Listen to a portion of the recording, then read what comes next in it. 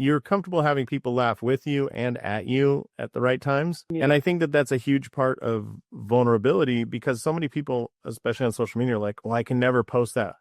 What will people think? Mm-hmm. And you come across as they'll think exactly what they think when we're together. Sometimes I'm goofy. Sometimes I'm smart. Sometimes I'm driven. Sometimes I'm scared.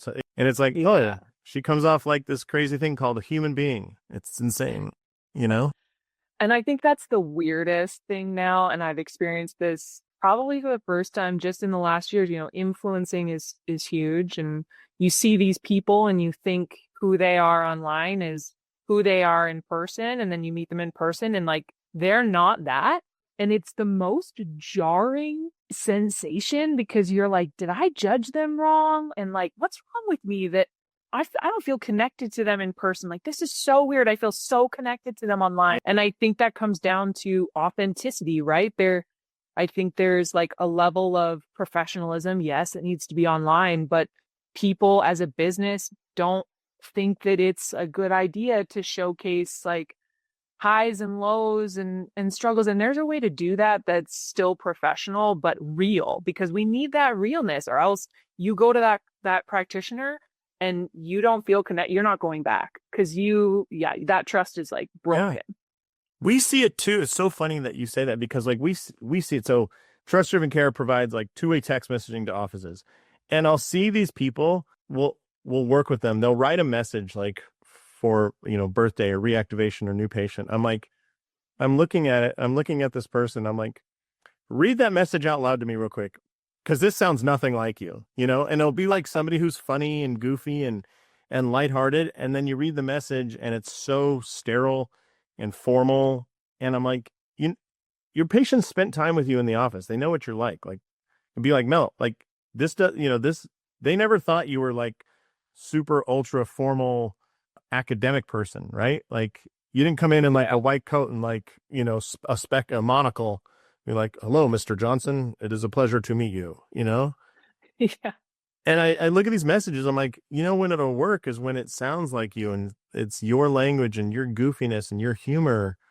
And why do you, I don't know. So it's just funny having them read it out loud. And I just had this last week, and the woman's like, oh yeah, that doesn't sound anything like, oh God, I can't believe I wrote that. I'm glad you realize that. Yeah. And I mean, it's hard to get connected with that. Like, again, vulnerability is scary. It's not something that's like easily taught or learned when we're younger. It's not necessarily always something that's celebrated in our culture. And so to do that, certainly some, it could be fractured. Like if we're vulnerable early on and somebody makes a big deal out of it or makes fun of us or something, it's like a turtle in its shell that you're like, I'm not coming out for a long time. See you later. Everything's fine. Yeah. Right? Everything's fine. Yep. But yeah, no, I think that definitely like showcasing who you are and just being real to an extent about what's going on in your life just allows people to feel more connected to you. It builds that trust very easily when you showcase all of your life. Because you've been willing to share of yourself and your struggles and vulnerabilities, have you had patients that come in and essentially say like, I was going to go see someone else, but because you hurt, because you had pain, because of this, I trust you? Yeah, absolutely. I mean, look, reviews are great. That's a really good, important thing to have as a business. But I have a lot of people who they found me on social media and they followed me somewhere, whether that's to a yoga class, whether that's into my clinic, whether that's into a workshop. And yeah, they are like, it's because of this. It's because you shared about this thing that I also have.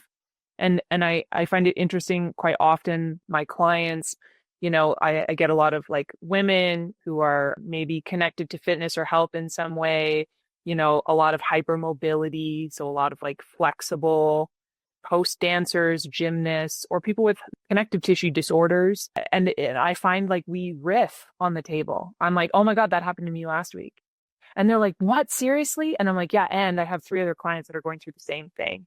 Like, it is truly about hearing someone, but also being able to share that they're like, oh, thank God, because you have gone through this. There's lots of things I haven't gone through. And oftentimes I'm just like, whoa, I have no idea.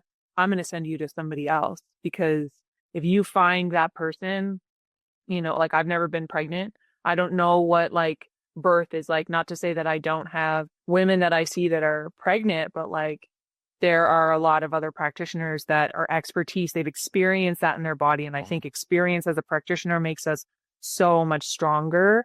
And then having that in your clients and being able to share that is like ultimate connection. Yeah. Yeah, that's a good point, because in our live classes, we teach this thing called the PATCH framework, which is PATCH. So it's P is patient goals, A is autonomy, T is tailoring communication, C is communication basics, and the H is humility. And it started because I was looking at all the research around like doctor-patient communication, and like humility comes up first, sadly, as a way to avoid malpractice suits. That's where it shows its head. So like if you find surgeons who are typically not the most humble people and you get them to be humble, it cuts their malpractice suits in half.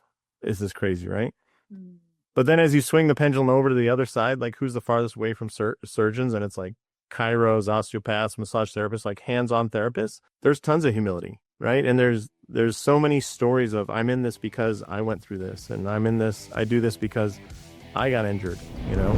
Thanks for tuning in to this episode of Trust Driven Insights, brought to you by Trust Driven Care. Imagine a world where all your patient communication is in one place, seamless, effortless, and on autopilot. That's the power of trust-driven care. If you're ready to streamline your practice, check out trustdrivencare.com and see what's possible. Trust-driven insights, real conversations, smarter care, stronger business.